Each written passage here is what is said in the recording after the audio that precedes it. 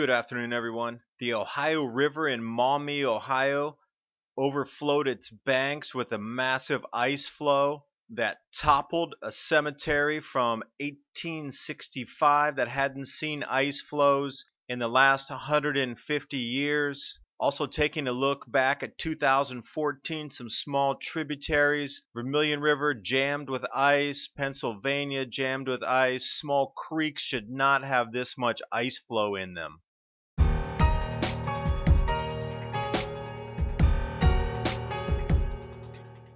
This is a wide view of the Ohio River at Maumee. You can see the concentration of ice this year. A quick jump into the Ohio River Basin so you know exactly where it's at. It's been colder than normal up there. Record ice in the Great Lakes this year. I came across the headline through one of the viewers who sent me a link. Ice jam pushes into Ohio Cemetery, toppling headstones. But these headstones were from the Civil War era in 1865. There's 4 feet of ice. That's more than a meter.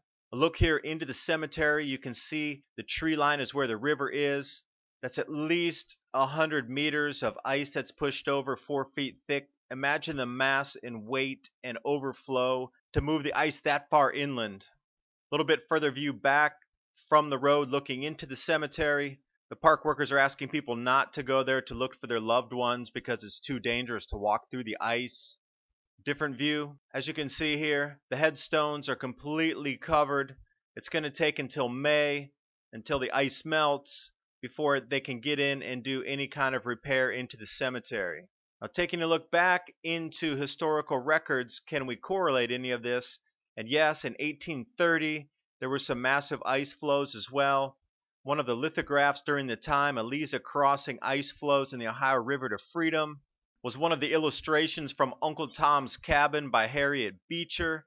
And if you think this is an anomalous event, we only need to look back at 2014 to some of the rivers to see what clogging of the ice occurred there as well. Wilmington, Indiana, Chicago, Illinois. This was from Lake Erie in the Vermilion River. That is an incredibly small river. How can there possibly be that much ice backed up at that thickness?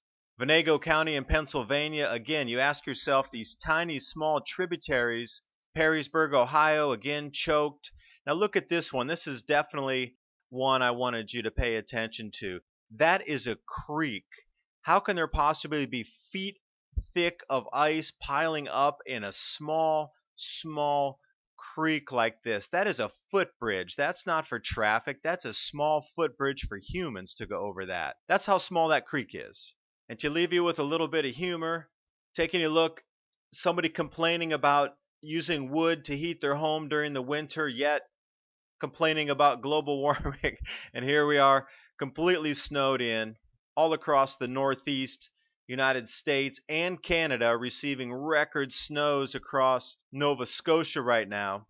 And as we look back into the solar minimums that have occurred through time, you can see they match up very nicely with the collapse of Chinese dynasties through a temperature reconstruction and the Greenland ice cores.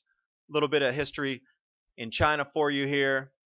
Take a look at how the minimums match exactly the collapse of the dynasties because they couldn't produce food at that time to feed their citizens. So there were overthrows and rebellions during the dynasties. Thanks for watching. Hope you got something out of the video.